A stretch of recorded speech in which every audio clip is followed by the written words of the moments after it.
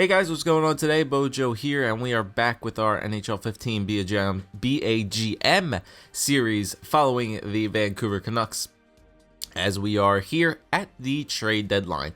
So, last episode, we took a look at our stats here. We did not need to make any huge trades at the trade deadline. The only trade that we did make was sending out Jakob Virtanen and bringing in a rookie type of player, a power forward for that third line, another power forward, in Glenn Putolny from the Toronto Maple Leafs. So, a lot of you guys were saying I gave up a bit too much for this guy, trading away my entire draft class, but then again, won't be able to get any steals in the late rounds, but that's alright. If I see any steals, I'll just pick them up in the first 2 rounds anyway, and plus, I'm going all out this year anyway. As you guys know, I don't think I have a first-round pick this year anyway because I traded for Barzal, so I don't have that, and all I think I have is a second and 2/3, so honestly, I'm not really looking too focused on the draft this year. I'm looking towards the playoffs and making it finally a very deep run in the playoffs. So we picked up this guy, Glenn Putolny, for Jakob Virtanen, a 4th, a 5th, a 6th, and a 7th, and got back a 3rd as well. He's an elite potential power forward, 21 years old. The Toronto Maple Leafs were not using him. He was only being played in the AHL,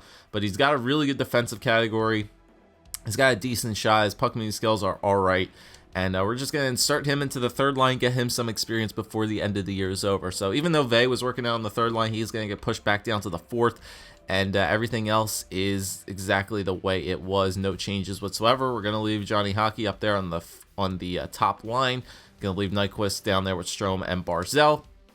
And we are good to go. Polivka and Dubois are doing just fine so far. And we're going to continue to simulate here. Now, I think we should be good to make a playoff spot this year because remember last time we checked the wild card and the wild card is really like 60 something points and we already have like 80 something. So I think we should be good to definitely hold on to a wild card spot, but you never know what's going to happen here in the last couple months of the season. But we're just going to go at it a month at a time. We should be fairly good. But we'll just see what happens here. Even with these line changes, we'll see. If we start to lose some games with the line changes, we might have to make a couple changes here and there. But I think we should be good. And we start off with a 7-3 win over the San Jose Sharks, who weren't a good team anyway, but still. Goal scoring still definitely seems to be there against the teams. Now, LA. All right, then we get shut out by LA. Like, we want to see if we can hold at least a 2nd seed in our division and not try to go. We want to compete with the LA Kings. That's definitely something we want to do here. We want to try to compete with the LA Kings. Try to move back up into 1st in our division. All right, so we got a 4-1 win over the Sabres there. Got a game against Dallas here, which is a 500 team.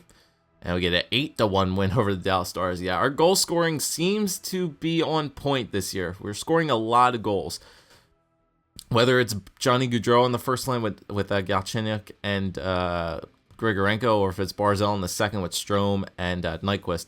Goal scoring definitely seems to be a plus here. So we lost that game against LA, which kind of was big, but we came back with 3 straight wins again. So we're 4-1 in our first 5 games this month, which is nice to see. Washington, they're a pretty good team, Eastern Conference team, and we get a 2-1 loss over them in regulation. All right, Calgary, there we go, 3-1 win over them. Trying to just separate ourselves in our division. There is another game down there on the 23rd against the LA Kings, so we'll definitely see what their record is. But 2 games against Tampa Bay, 2 games against New York, and 1 against Toronto. 4 games next week, too, as well. All right, so we got a 3-2 win over the Jets, which is good. Come back with 2 more wins over a loss, which is what I like to see. Definitely think we'll hit a 50-win season this year, which is very good. I think it'll be our best winning season so far. All right, so the Islanders, they're decent, I guess. 3-2 win over them. LA, yeah, this is a big game here, actually. This is a very big game. 2-1 loss again. Yeah, man, LA seems to have our number. LA seems to have our number. Beat us 5-0 and then beat us 2-1. So they're separating ourselves too, and that's 2 points that LA got on us as well. So we gotta hope that they lose some games here and now before the end of the month.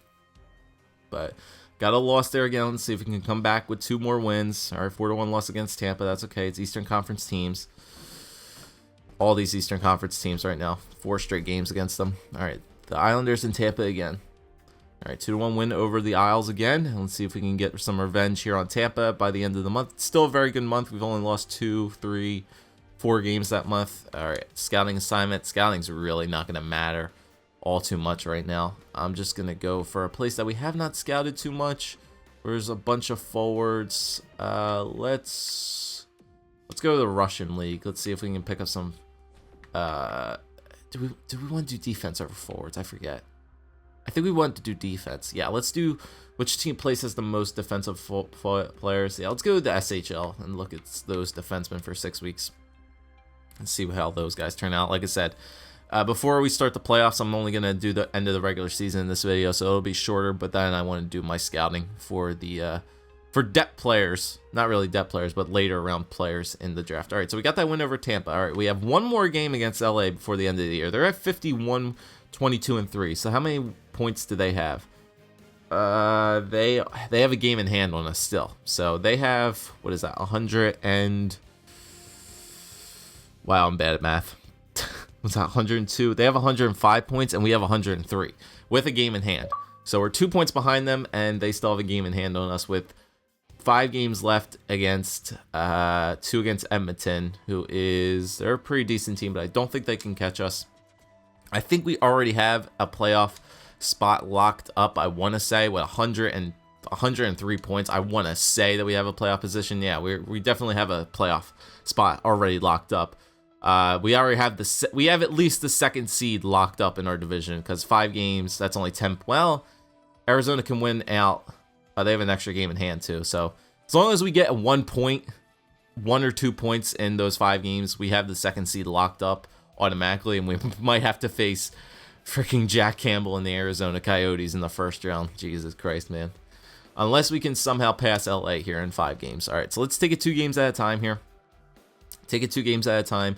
All right, so we got a home and home against the Edmonton Oilers right now, who are looking to try and get into the playoffs, I would think. Arizona's already got one locked up, so Edmonton's kind of vouching for the wild card at this point. So they're kind of desperate for some points here, and we're desperate for some points as well to see if we can catch up to the LA Kings. But like I said, as long as we get 2 points here, we have the second seed in our division automatically locked up. We should be good to go. We'll probably face the Arizona Coyotes in the first round unless we can pass LA here. All right, so we're going to start out with, in Edmonton, we get a 4-3 win and a 4-1 win over Edmonton. All right, so it looks like we might have buried the Edmonton Oilers' chances of coming back this year, which is good because they were the team that eliminated us last year in the playoffs, so we kind of buried them at least. All right, so let's simulate this Anaheim game. I don't think the Ducks were a good team this year. I think by this time Corey Perry and Ryan Getzlaf both have retired, so I don't think Anaheim's that good of a team now. I think they're one of the worst teams in the league, actually. Let's see what their record is. Yeah, all right, so we got 4-1 win over them. All right, so 3 straight games with 4 goals, at least 3 goals in each of the games. All right, so here we are coming up against the LA Kings with 2 games left. They're at 55, 22, and 3. 2 games in hand. Yeah, okay, so we have played the exact same amount of games. They have 55. So what is that? That's 113. And we have 109. I think it's kind of bleak. Yeah, I think it's kind of grim to be able to pass them. I think we got the second seed locked up in our division. LA, I think, was just way too good of a team this year. LA, I think, was way too good of a team this year. Let's see if we can beat them in the Staples Center. We do beat them 5-4. Not sure if that was regulation or overtime or whatever. But we do beat the Kings. Maybe if they lose out, we might have a chance to at least like tie them or pass them, but I think they have the season series over us anyway. And then we beat the Sharks 5-3. So we end the year on a 1, 2, 3, 4, 5, 6, 7. Let's see. So yeah, we end the season on a 7-game winning streak, which is really, really good to see. All right, and we did win out, so we'll have to see here. Let's simulate an extra day here. See if the playoffs don't start. Okay, so the playoffs did start, unfortunately, and we did not pass the LA Kings, and we're going to have to play the Arizona Coyotes in round number 1 of the playoffs. So we'll definitely do that next time, the whole kind of draft deal and all that stuff. So like I said, I wanted to keep the GM modes a lot shorter this time, so we're going to try to keep them around 15-20 minutes per episode. All right, so let's check out the stats for this year. And we're going to be playing the Arizona Coyotes. A very good year for this Vancouver Canucks team with 55 wins on the year, 113 points, only 2 points behind the LA Kings, unfortunately. So they clinched the conference. We still get the second seed, which is good. And Edmonton actually did end up making the playoffs with 95 points because I think the wild card was absolutely pathetic. Yeah, it was 89 points held by the St. Louis Blues. So, all right, so they were, and the Chicago did not make the playoffs this year. Interesting.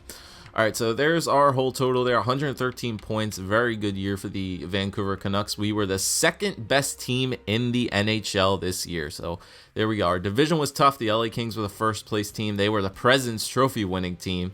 We were only 2 points behind the President's Trophy team. Wow. So 55, 24, and 3. A very good year for the Canucks nonetheless still.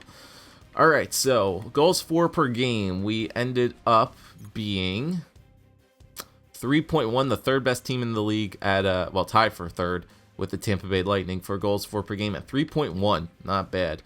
Goals against per game, 2.366, third best team in the league. So we're third for goals for, third for goals against.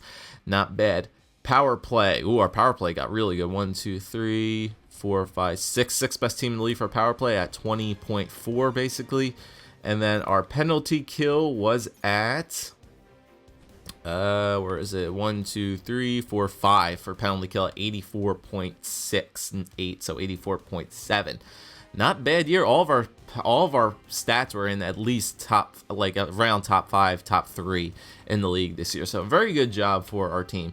Home record 28-12-1, away 27-12-2. And coming into the playoffs, we are a very hot team, coming 8-2, as the Arizona Coyotes are not a good team coming into the playoffs, coming 8-3, coming 3-7. So it's gonna be a nice matchup there. Jack Campbell versus Matthew Barzal, basically.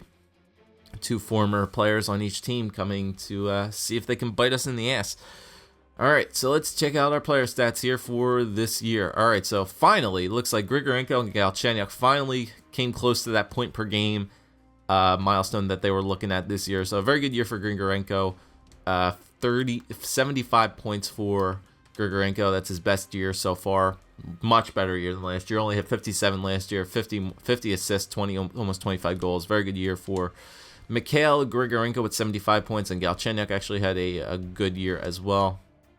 I have to, okay, player info, that brings that up. 74 points, very good year. 30 goal scorer for Galchenyuk as well, not bad. All right, Johnny Gaudreau, 66 points. I think that was better than last year. Yep, a little bit better than last year. A couple more assists this year, which is good. Him playing on the first line definitely helped. Ryan Strome, pretty good year. He was a -6, but he still had 65 points on the second line, which is really good. Same exact year he had last year in New York, which is good. A couple more assists, not as many goals, but still. -6, that's all right, though. He can shake it off. 65 points is a good year for him. Nyquist on the second line, 50 points for him. Didn't have as many points last year, but that's because he was on the first line last year. So he had 50 points on the second line, which is I'm perfectly fine with. Barzal had 50. He was a +5, which is good. Even though he's technically considered a first liner, he's kind of fitting out to that second line role. So he had 50 points this year, which is good. So our top 6 all had above 50 points, which is good. And our top 3 almost had 70 points, which is nice to see. Shinkruk was a -4, but he did have 45 points this year. I think that's better than last year. Yep, indeed it was. So that's a good year for him. Lyndon Vey, what a year Lyndon Vey had. Both third line and fourth line time, he had 34 points. Absolutely unreal. That's crazy to see that Lyndon Vey was a +12, 34 points on both the fourth line and the third line this year. That's crazy. Brendan Gaunce almost had 30 points. Look at the point totals from both Brendan Gaunce and Lyndon Vey and Justin Abdelkader. Our fourth line guys, basically, I would say Lyndon Vey has played more on the fourth line than he did on the third line this year, but look at the point totals. It's absolutely unreal. Justin Abdelkader almost had 25, Gaunce had 28, and Lyndon Vey had 34. That's ridiculous to see that our fourth line players almost had 40 points. That's crazy. A lot of depth goal scoring this year. And look at our fourth line's pluses. +12, +15, +17. That's crazy. Bo Horvat with 24 points this year. And not as good as the year Bo Horvat is. Well, it's his best year so far, I guess. And then Glenn Putolny came in there. He broke even, I guess. He broke even, had 4 points, 2 goals, and 2 assists in 4 games. Not bad for him in 19 games played. He did broke even, and then Jesse Jones, who down there filling out the replacement player for 15 games. And then if we go to defensemen, we did finally get a defenseman over 40 points. So Dougie Hamilton got 41, Cam Fowler with 37, Matt Carl with 36, Tanev with 15, Joakim Nordland with 12, and Jens with 12 as well. Nordland had 14. Hogboom had 12. A lot of pluses for our defensemen. Jens with a plus 20. Nordland with a plus 12. Tanev and Hamilton, unfortunately, they were the top 4 guys. They were fortunately the ones giving up the most goals there, but everybody else was a good plus. Fowler with a plus 17. Carl with a plus 12. And then when we get to the stars of this year, the goaltenders, as they definitely, they proved me wrong this year. This guy definitely proved me wrong this year. 36 starts for Dubois, 48 for Polivka, 2.5 for Dubois, 2.13 for Polivka, 34, 10, and 2, 21 and 14 for each of them. That's very good. Save percentage of almost .93 for Polivka, .925, .917 for Dubois, and Polivka did get the only shutout this year. Alex Dubois did get a .1 assist this year as well, so that he has him on that. And looking good, boys, looking good on all of our stats there for our players. All right, so let's look at the playoff tree here coming up, see what we got in this playoff matchup. All right, so in the West, we got Colorado versus Nashville, Winnipeg versus Edmonton. Edmonton's already up 1-0 on them. Vancouver versus Arizona, and LA versus St. Louis. LA's already up 1-0 on them. In the East, we got Philly versus Pittsburgh, Washington versus Boston. Boston's already up 1-0 on them. Tampa Bay versus Buffalo, and Toronto versus the Rangers. Toronto is already up 1-0 on them. So Toronto did make the playoffs. They did, so Virtanen. All right, but our series is definitely going to be a very interesting one. Because remember, at the beginning of the year, we traded away, I believe, Jack Campbell and a first-round pick to the Arizona Coyotes for Matthew Barzal. So it's going to be a little bit of a rematch here against former players, Arizona versus Vancouver in the first round. So we'll do the whole playoff run next time, guys. A very successful year for the Canucks. Definitely, it was worth giving up the first-round picks and all that good stuff. We finished with 113 points, the second best team in the entire NHL. So we should have a very low draft pick anyway. So the first-round pick really didn't even matter all too much. But we're looking to go deep into the playoffs this year. So before I start next episode, I'm going to do the scouting. I'll take care of that before we start. And we'll do our big playoff run, whole playoff run, and maybe the draft in the next video as well. So thanks for watching, guys. If you enjoyed, leave a like, comment, subscribe as always, and I'll see you guys next time.